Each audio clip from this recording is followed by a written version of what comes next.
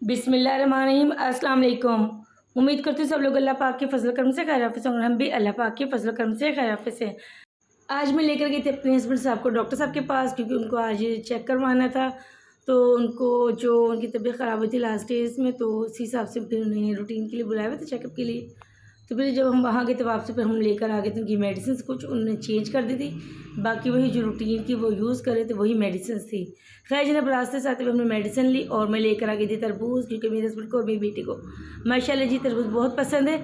इसी वजह से हम आते हुए तरबूज लेकर आ गए थे और आकर मैंने इसको कटिंग किया और कटिंग कर कर जी में से रखने लगी थी फ्रीज़र में ताकि जल्दी से ठंडा हो जाए, फिर मैं अपने हस्बैंड साहब को सर्व करूँ। मेरी बेटी ने अपने लिए जी मंगवाए थे नूडल्स और स्पाइसी नूडल्स थे, उसको ये बड़े पसंद हैं। उसने ज़िद करके मुझसे ये लिए थे कि मम्मा मुझे ये लेकर दे, और ये देखिए बड़ा वो खुश हो रही थी इनको देख देख कर। खैर जब उसने अपने लिए नूडल्स ले ली तो रास्ते से आते हुए मैं लेकर आई थी कुछ अपने लिए और अपने हस्बैंड साहब के लिए भी कुछ चीज़ें। ये मैंने लिए थे चिया सीड्स, तुक मलंगा और गूंद कतीरा। तो ये जी समर सीज़न है तो इसमें ये चीज़ें बड़ी अच्छी रहती हैं, फ़ायदेमंद होती है, इसलिए जी हम इसको यूज़ करते हैं।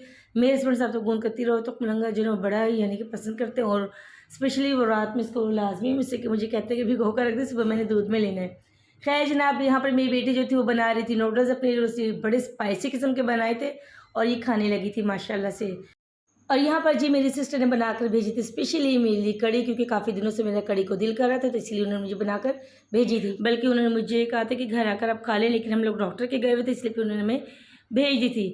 और जनाब यहाँ पर जो मेरे बच्चे स्कूल से आ चुके थे, वरीशा तो जी नूडल्स बना के खाने में बिजी थी, और जो ज़ावेर थे ना मैंने उसे कड़ी के साथ ही पराठा बनाकर दे देते थे। जुहान जो थे वो भी माशाल्लाह थक चुका था, उनके जो पापा थे वो भी थक गए थे, और ये लोग कर रहे थे रेस्ट और मैं बना रही थी रोटियाँ। सालन तो हमारे पास जी कड़ी का था क्योंकि मेरी सिस्टर ने भेजे थे, बस बच्चे जो थे हमारे माशाल्लाह जी देख के थका के ही मेरा बेटा सो चुका था। और खैर जनाब मैं फिर खाने वगैरह से फारिग होकर लगाने लगी थी। आज मेहंदी काफ़ी दिन हो गए मैंने मेहंदी नहीं लगाई थी बालों में, तो मैंने सोचा आज क्यों ना बालों का भी हल्का फुल्का ट्रीटमेंट कर लिया जाए। तो यहाँ जनाब आज मैंने सिंपल ही मेहंदी के बस घोल ली, तो उसमें 2-3 चीज़ें शामिल की थी। अच्छा अभी मैंने मेहंदी लगाई थी तो इतनी में मेरी भांजी की कॉल आ गई कि मेरी जो सिस्टर है उनकी तबीयत ख़राब हो गई एकदम से अचानक से। तो फिर जनाब मैंने बस जल्दी जल्दी वैसी बाल वॉश किए, यानी कि अभी मेहंदी लगा कर मैं बैठी थी तो कॉल आ गई थी, तो बस वैसे ही मैंने सर को वॉश किया, नहा धो के मैं जी हॉस्पिटल पहुंच चुकी थी, क्योंकि मेरी सिस्टर को उनकी जो नेबर्स है वो लेकर हॉस्पिटल चली गई थी। फिर मैंने भाई को कॉल की, भाई के साथ हम लोग पहुंच चुके थे। और ये देखिए अभी मेरे हाथ पे मेहंदी लगी हुई थी क्योंकि मैं लगा कर फ्री हुई थी, तो माशाल्लाह जी कॉल आ चुकी थी, इसी वजह से फिर हम लोग एमरजेंसी में हमें आना पड़ गया था हॉस्पिटल। और हॉस्पिटल जब हम पहुँचे तो जी हमारी सिस्टर का ट्रीटमेंट जारी था। इनके सैंपल्स जो ब्लड सैंपल्स वो ले लिए गए थे और लेबॉर्ट्री में भेज दिए गए थे, और अब बस रिपोर्ट का इंतज़ार था। तो मैं यहाँ पर आई रिपोर्ट लेने के लिए, तो उन्होंने कहा अभी वेट करें। तो खैर जनाब हम लोग काफ़ी देर हॉस्पिटल में 3 से 4 घंटे हम लोग हॉस्पिटल में रहे। फिर जी वहाँ से उन्होंने मेरी सिस्टर की जो रिपोर्ट्स थी उनके अकॉर्डिंग उन्होंने मेडिसिन लिख कर दी डॉक्टर साहब ने। हमने मेडिकल स्टोर से मेडिसिन ली और उसके बाद जी हमने लिया ऑटो और फिर हम लोग घर के लिए रवाना हो चुके थे। आज माशाल्लाह जी मेरा सारा दिन ही इसी तरह बिजी रहा है, कभी हस्बैंड के साथ हॉस्पिटल में, कभी सिस्टर के साथ, कहते हैं ना भागते भागते, तो इसी तरह जी भागते भागते आज मेरा सारा दिन तकरीबन गुजर गया था। बल्कि आज मैंने कपड़े भी वॉश करने थे लेकिन मैं नहीं कर सकी वॉश, इसलिए कि मैं सिस्टर के यहाँ चली गई थी हॉस्पिटल। और रास्ते में जब हम लोग जब वापस आ रहे थे तो ट्रैफिक काफ़ी ज़्यादा ब्लॉक हो चुकी थी।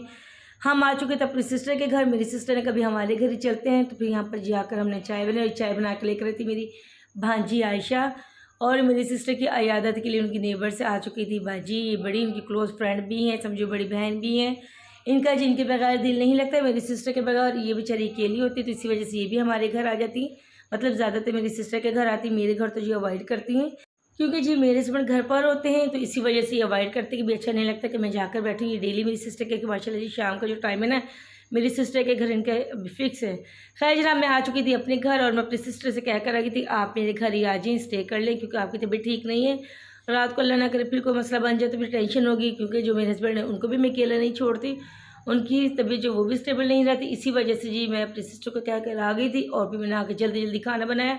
खाना मैंने क्या बना था, अभी सोयाना मेरे पास ऑलरेडी बॉयल पड़ा हुआ था, और जो ये चिकन है ये मैंने लास्ट टाइम जो बनाई थी चिकन पुलाव, जब हमारे गेस्ट आए थे स्पेशल गेस्ट, तो उसमें से मैंने बचाया था, बस यही चिकन मैंने फिर इसमें ऐड कर दिया था। और मैंने शाम के यानी कि हिसाब से गुजारे लाइक जो सालन बना लिया था। और ये सोयाना चिकन जो है माशाल्लाह हमारा रेडी होने वाला था, इसके अच्छे तरीके से मैं कर रही थी बुनाई। बस जल्दी जल्दी में मैंने भी यही सारा काम किया और आज की मेरी यही रूटीन थी। फिर मैंने अपने हस्बैंड साहब को खाना दिया, तो उन्होंने फरमाइश कर दी थी कि साथ में थोड़े से दही बड़े भी मंगवा लें। मैंने फिर उनके लिए दही बड़े भी साथ मंगवा लिए थे, और साथ में मैंने उन्हें सोयाना दिया।